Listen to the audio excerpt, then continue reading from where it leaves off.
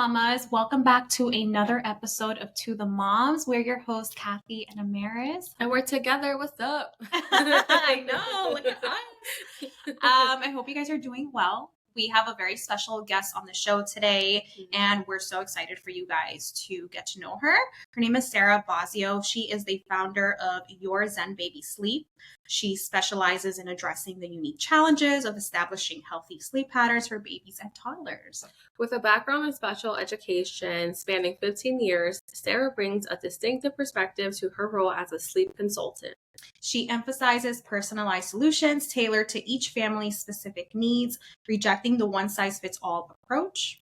Sarah not only guides parents through sleep training, but also equips them with the tools to foster enduring sleep habits. Yay! How are you guys? Good. How about you? So before we start, we do have to ask you, did you feel the earthquake yesterday?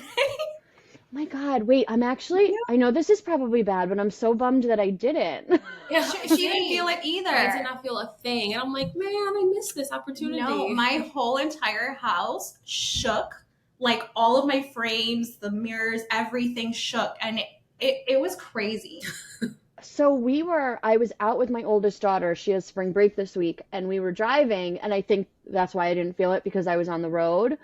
But my in-laws and my husband's grandma live with us, and at the house, his grandma, she's from Peru, so she's like, I guess, very used to the earthquakes. Yeah.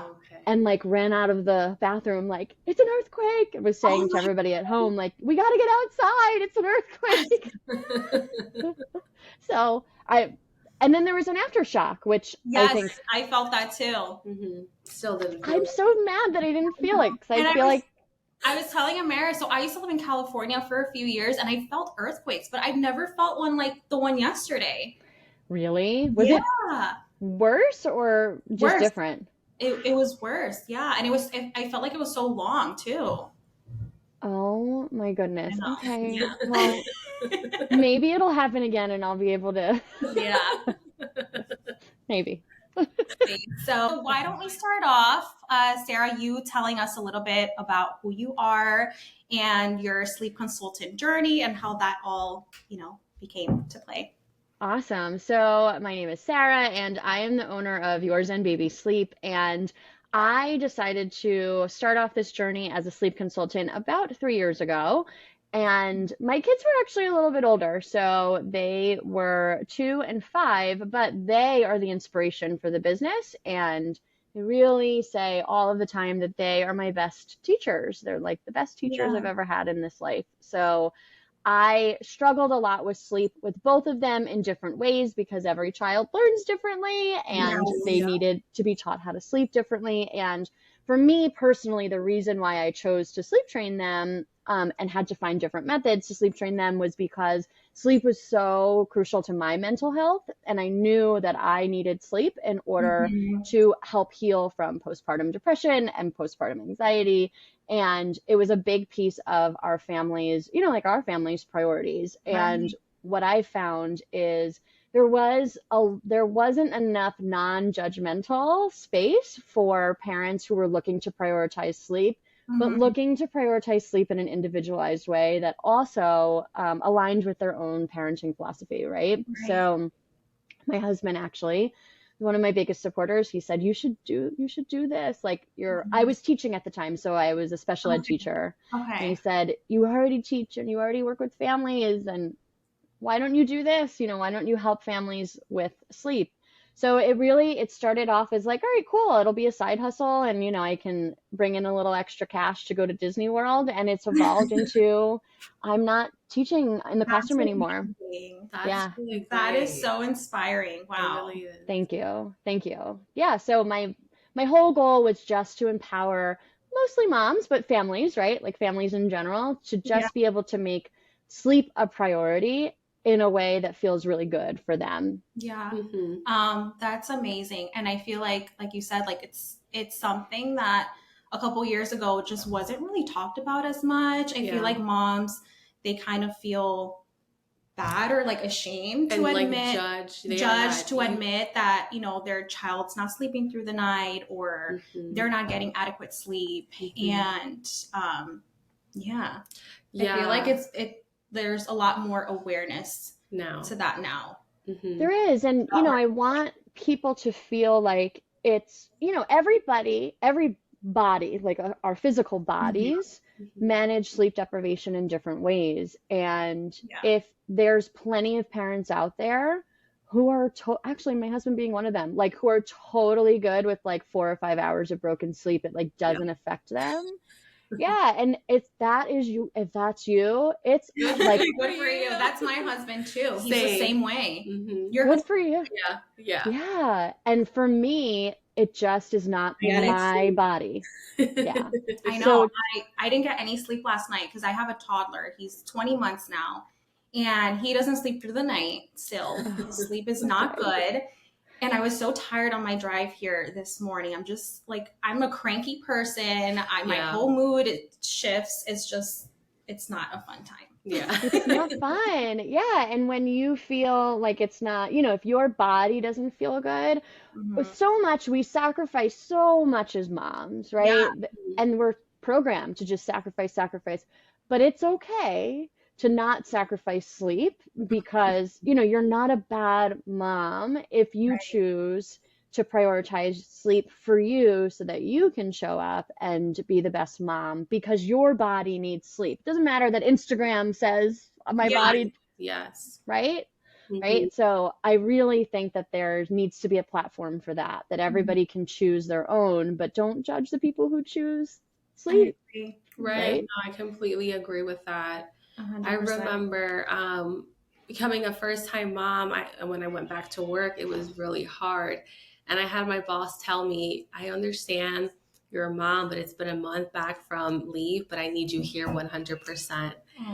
And I remember thinking, what am I going to do? I'm so tired. I can't get my infant to sleep. This is crazy. So we ended up going in the route of co-sleeping just to get just a little bit more sleep. And I wish I didn't. I wish I stuck it through the nights, especially I don't work there anymore. So it's like, was all this co-sleeping was it really worth it? Yeah. So now I'm still co-sleeping with my kids and I can't get them out of the bed. But how old are they? One day, if you will. One day, yeah, and that's like what Catherine just said. It works for you right now, so it's all good. If it works for you, there's no reason to change it because nobody else is in that bed except you every night. Right. That's true. Well, you and a couple kids, but whatever, it's all good. Your kids are similar age to. You said yours are 2 and 5, Sarah. So they were 2 and 5. Okay. So they're 5 and 8 right now. 5 and 8. Okay, I'll have a 5-year-old in a couple of months, and my daughter just turned 3, so we're all just cuddling up in bed. It's all good. I know that eventually they won't be in bed with you, right? That's the other thing that if it works for you now, eventually they're not going to be in bed. They're going to be out, and you might look back being like, "Oh, I missed that." Yeah. I kind of co-sleep my little one too. Well, he has his own room and he has a floor bed, like a toddler floor bed. And I'm able to put him down and he's good for a few hours. But the minute he wakes up and he realizes I'm not there, I have to jump in bed with him. So we're kind of working through that right now. But it's tough. Yeah. But it works for you. It works right now. Right now it's working. So. Yeah, it works for you. It's okay. It's all good. We have some questions to ask you. Some of our listeners wanted to know, how do you approach night wakings, especially for children who are consistently waking up throughout the night? Okay, good question. So what I always, I'm going to answer it and be more specific with age and kind of truncate it. So kids, it's extremely, almost necessary that babies need feedings, through the age of 3 or 4 months, right? And then around 3 or 4 months, we start to see those feedings consolidate, and some babies drop feeds altogether, and some babies keep them until they're 6 or 8 months, right? So we're going to use that as our parameter, and I'm going to use that as my base to say, if a child is waking up for a feeding because they need to be fed, or because your pediatrician has said we need to maintain night feedings, we need to feed them, right? And then if it's beyond that, so what I like to really, I guess, segment is when, if we want to prioritize sleep and if we want to understand why we're waking up so often, let's look at what they need and then meet the need with an appropriate matched response. So I'm going to actually play devil's advocate to explain this and kind of do it backwards. So during the daytime, now let's talk about a baby, right? Your baby is, let's say, 10 months old. During the daytime, they're cueing to you, I'm hungry, right? Maybe they have sign language and they're actually saying like eat, or they're, doing milk, or they're pulling at your shirt if you're nursing. You are probably not going to take the baby and put them in the crib and be like, okay, here you go. See you, right? The need is feeding. So I'm going to match that need and I'm going to nurse you. Or I'm going to offer you something to eat. Same thing in the middle of the night. If they're waking up in the middle of the night and they're needing to eat because you know that this is a scheduled feeding or, whatever, we're going to meet it with feeding. Now let's take that same 10-month-old who we probably know generally does not need to eat in the middle of the night anymore, right? Usually by 10 months, we've eliminated night feeds, or they may not be nutritionally necessary because we're getting most of our calories in the daytime. Right. If they wake up in the middle of the night and they're waking because of a sleep cycle transition, and the only way that we know to get them back to sleep is to feed them. Yeah. Now we're taking the need, which is sleep, and we're meeting it with a different type of response, right? So we're meeting the need to sleep with food. And again, I think that we made this clear in our previous, question. Yeah. If that's good for you, it is all good. However, if you want to understand the reason for waking, and if you're listening and you're saying, oh my gosh, this is me, my 10-month-old wakes up 3 times a night and they weigh 20 pounds, like I don't understand why they need to feed so much. It's because they're used to having their need is met with a different response. So in order to troubleshoot that, we want to start out the beginning of the night with them understanding how to fall asleep, like what sleep associations are related to falling asleep on their own. So I'm a really big proponent in like completely awake and not drowsy but awake. I think drowsy but awake is really, really sticky and subjective. So putting your baby in the crib awake and then having them learn how to put themselves to sleep without the rocking or without the breast, right? Because then, or the bottle or whatever. Then when they wake up in the middle of the night, we can match their need for sleep without their, like a food or something else that may not be in a matched response or a similar response. Does that make sense? Yes, it does. No, it does. 100%. It does. I'm just thinking back all the times where I'm like, oh, he's hungry. Let me go feed them. And they wouldn't go back to sleep sometimes. I'm just like, it's not matching, but everything you just said just makes so much sense. Yeah, I agree. Yeah. And it's the same, it kind of evolves as we get, like if we have toddler parents who are listening, right? For you guys too. Yeah. Catherine, can I use you as an example? Yes. Okay, so if we talk about toddlers, like let's say we are in a room with our toddler and we're helping them fall asleep and they know that mom is right next to them when they fall asleep. Naturally, they transition sleep cycles, right? So none of us actually sleep through the night. All of us wake up very briefly, subconsciously. Most of the time we don't remember it. And what we do is we check our surroundings to make sure that they're the same. If they're not the same, this is alarming. And this causes us to actually wake up. It's part of the survival system. It's the reason why human beings are still alive after all these thousands of years, right? So what's happening with your toddler is he's waking up and being like, wait a second, my environment is not the same. Mom is not here. And that's how I knew I fell asleep. So it's natural for him to be like, I need to recreate that condition and I need you to come back in. Yeah. So again, if it's okay with you to come back in and make sure that you're comforting him in that way, it's all good. If you wanted to say as a toddler parent, I don't want to have to go back into the room at 2 a.m. I'd like everybody to sleep throughout the night, starting the night as you mean to go, meaning he needs to be comfortable and confident that I'm okay. In the same way he's comfortable and confident with mom being right there, we can teach him to be comfortable and confident in mom not being there so that when he does wake up in the middle of the night, his conditions are the same and he goes right back to sleep. Yeah, and which I'm totally okay with that. Like it's working for me. And I feel like he's only 20 months. He's not even speaking. Well, he's only saying words. So I think it'll be a little bit easier as he gets older and he's able to talk to me and I'm able to explain things to him in a way that makes sense to him, will be a lot easier.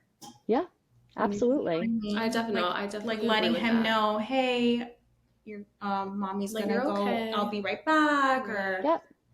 Yeah. Yeah, and that's another point that I always want parents to feel empowered by. You can do this at any age. It's literally never too late. So Okay, for good. me specifically, I work with families up to the age of 8 years old. Wow. So yeah, so it's not like pediatricians sometimes will say like, oh, if you don't do it by 6 months, it's too late. It's not. Right. Yeah. It's not, it's too late. It's behavior. What it is, as long as we've ruled out medical, right? As long as there's no enlarged tonsils and adenoids or sleep apnea or like any of that stuff, it's just behavior. And we teach kids behavior all of the time, right? So we can teach them sleep behavior as well, whenever you're ready as a parent. Okay. That's really good to know. Yeah. Yes. It's never too late. Okay. Okay. So the next question we have is, how do you address concerns about the cry it out methods or other sleep training approaches that may seem too harsh for some parents? Absolutely. So for my practice personally, what I always say with families when we're on our first call together is I've worked with over 400 families to date, and I can now count on 2 hands. There's 6 of them total who have actually chosen Cry It Out. So I don't teach the method full extinction unless it's requested, unless a family comes to me and says, this is how I want to teach it. And what I will say for those families, if that's the way you're going to teach the best, and if you know your child's going to learn the best that way, there is nothing wrong with it, right? Because it aligns with your parenting and your child's learning styles. However, then there's like a lot, obviously, whatever that percentage is, the other 394 people who it's not, that doesn't align with them. What I always say to families is, listen, if we choose something like time checks, or if we choose something like chair method, or even a pick up and put down, there's quite a few different methods we can talk about. I always warn families that there is going to be crying. There really isn't. Even there's a book called The No Cry Sleep Solution, and on the first page it says there is, just FYI, anytime we're changing behavior, there will be crying. So, even the book that says that there is it's not actually. So if we are changing what we're doing, we're teaching our children something new, right? It is okay for them to protest and say they don't like it. They don't like the way that we're changing things up. They're frustrated, right? But if we're looking at it as, I am supporting them, and the goal is to support them in a loving and caring and systematic way, then it's okay that we are walking through a little bit of supportive crying in order to prioritize healthy sleep, right? Or the sleep goals that you have for your individual family. And then, another like analogy or anecdote that I bring in to help try and ease parents' concerns, which is actually easier to understand when you have toddlers or you've walked through to toddler years. But like, I always use Halloween at my house. Like Halloween at my house, every year we end up with a big bowl of candy in the middle of the table. And every year my kids come out at 6:30 in the morning. I want candy. You can't have candy at 6:30 in the morning. You can't have, and 90% of the time they don't have the candy. The other 10%, I don't have it in me to fight with them. Right. And we're eating Snickers for breakfast and whatever, right? But this is the same as sleep training. We are saying, this is my boundary and this is what you need. And as your parent, I know what you need. You know what you want, but what you want isn't what your body needs. So I'm going to put up the boundary, and I'm going to be there to support you, and I'm going to love you, and I'm going to hold space for you. But it's okay that you're upset that I'm saying no to a Snickers at 6:30 a.m. In the same way as I know that for our family and for our family's ecosystem, I need you to sleep, and I'm going to put up the boundary, and I'm going to do it in a really systematic way. And it's okay that you're not happy with it, but I still love you, right? Yeah, exactly. So it's crying is always the biggest barrier to entry when we're talking about sleep training, but understanding that their needs are met. I guarantee every person listening to this podcast meets their needs 100% of the time. And sleep training is meeting a need too. It's just meeting in a need in a different way than, offering a bottle or offering candy at 6:30 a.m. Right. Yeah, I love the way you worded that. I feel like the crying thing is such a thing for me that I'm still working towards, because anytime my toddler's crying, I just kind of automatically go into fight or flight, especially at night. I'll tell my husband, I think he's coming down with something. He's like, you need to relax. Like, he's fine. It's okay for him to cry a little bit. It's okay.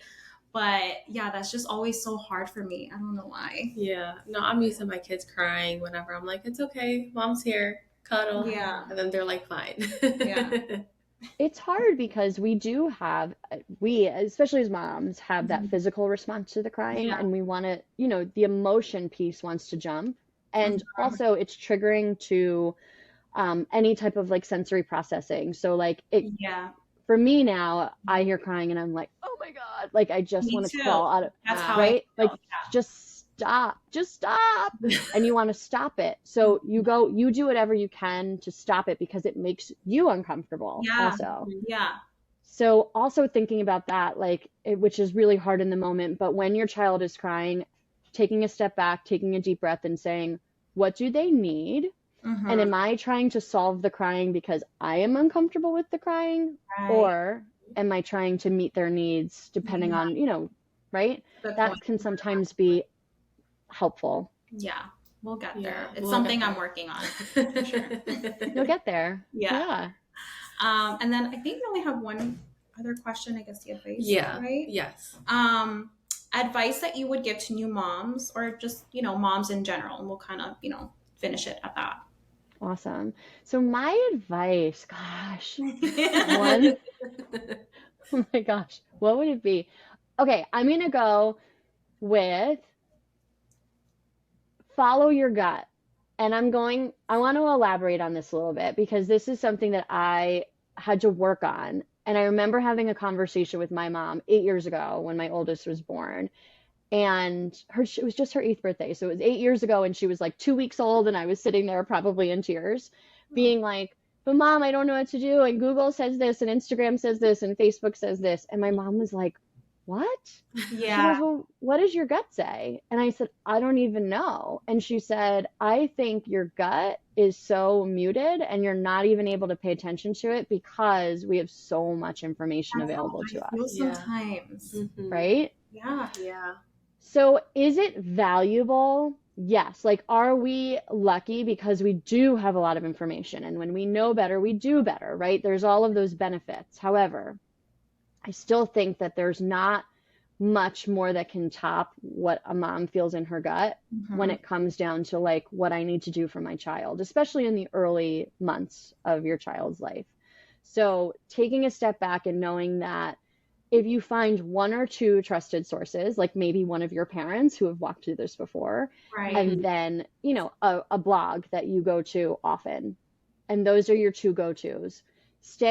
Instagram is fake. Like, not everybody is having a really great time up every 4 hours with their baby, rocking them. Like that's not real.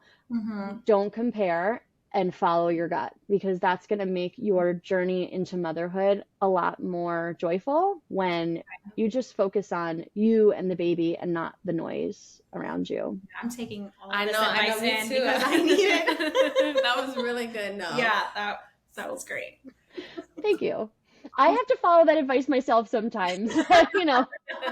Don't we all? Yeah, we do.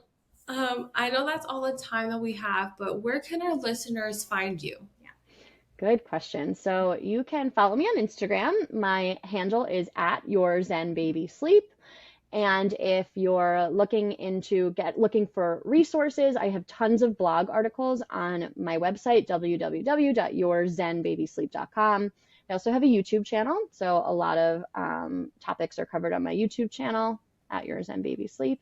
And you can feel free on my website to book a call. So I offer free 15-minute assessment calls just to get an idea of your sleep situation and talk a little bit about my one-to-one support. So most of what I do is work with families one-to-one on their little one sleep and accomplishing your individual sleep goals. So give me a call. Awesome. All right. Well, thank you so much. I hope you Thank enjoy the you. rest of your day. Yeah, thank you so much for coming on our show. I know. Yeah. Thank you for having me. This was lovely. Absolutely. Yes. All right, guys. I'll talk to you both soon. Day and your All weekend. right. Thank you. You too. Bye. That was good. Wasn't it so good? Yeah. I feel like I learned so much. I feel like I was the listener in this podcast episode. Same. And there was times that I would like zone out because I'm like hearing everything she said. I was like, wait a minute. I felt like we were having a consultation. Yeah. Yes. It felt so good. And I love the advice that she gave at the end. Trust your mom gut. Because like, as we know, like I trusted my mom gut knowing that Thane was like autistic, and I didn't stop until like I got the answers that I need. So I love that. And I feel like Amaris is really good with that. And I know I've been in situations where I've gone to you for advice and you're always like, well, what's your mom gut? And I'm just looking at your question because my mom gut is muted, like Sarah said, because I have all like too much information in my hands. I have all these Facebook groups that I'm constantly checking. I still have my What to Expect app because there's a August babies born in 2022 group, and like people are always just putting something on. Yeah, so I need to kind of tune it out, or like Sarah said, like just stick to one or two sources. So obviously, like I always go to you and my mom, and then a blog, and then I'll probably like a blog, but leave it at that because it's too much, and like I get so overwhelmed, and I'm like, oh, well, is it this and this, and then I fall into this rabbit hole that I can't get out. No. And sometimes when I have too much information, it's almost like I shut down. That's how I as a mom, I'm just like, I don't know, and I shut down, and then like I'm not. It's almost like overstimulation. Yes. And then you're just like, well, I don't know what to do because I have so much information. Like, what's the first bet? And like, thankfully, we have like supportive husbands that are just like, no, chill out. It's just a cold, you know? It's just crazy though, because I feel like for the first time ever in my motherhood journey, like she pointed something out that I'm like, oh shit, like, yes, you're right. You know? Yeah. That's crazy. Yeah. No. Like now I know I need to take, like, I'm definitely going to take her advice, and I'm just, we're going to start trusting our mom gut more, and so should you. Yes. But thank you so much for tuning in. We're going to leave Sarah's handle in our bio, and when we post it on Instagram and YouTube, her handle will be there as well. So if you have some sleeping questions, give Sarah a call. Yeah. Until next time. Bye guys.